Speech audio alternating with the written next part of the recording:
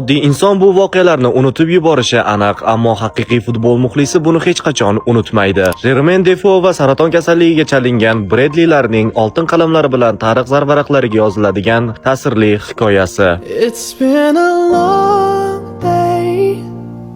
Bredli Lowdi u saraton bilan kurashayotgan Sunderlandning yosh muxlisi. Neyroblastoma deya atalmish saratonning eng kam turi bilan kasallangan, o'zi kichkina, ammo yuragi juda ham katta bo'lgan bolakay. U kasallikning so'nggi bosqichida edi. Shifokorlar uning uzoq umri qolmaganini ma'lum qilib bo'lgandi.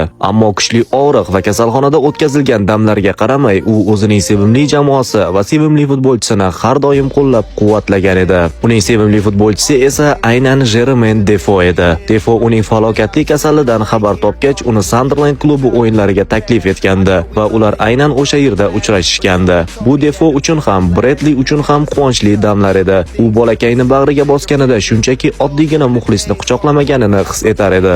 U Bredliga juda ham qattiq ko'ngil qo'yib bo'lgandi. O'sha kundan boshlab Jermain uning oilasi bilan do'st tundi va ularni har doim qo'llab-quvvatlab, xafa bo'lishlariga yo'l qo'ymadi. Defo uning otasiga qo'ng'iroq qilardi, uyiga borib xabar olardi va kerak bo'lsa kasalxonaga ham borib, u bilan vaqt o'tkazardi. Uni o'zi bilan eng muhim tadbirlarga olib borardi, hattoki eng muhim Angliya terma jamoasi o'yinlariga ham u bilan birga maydonga chiqardi.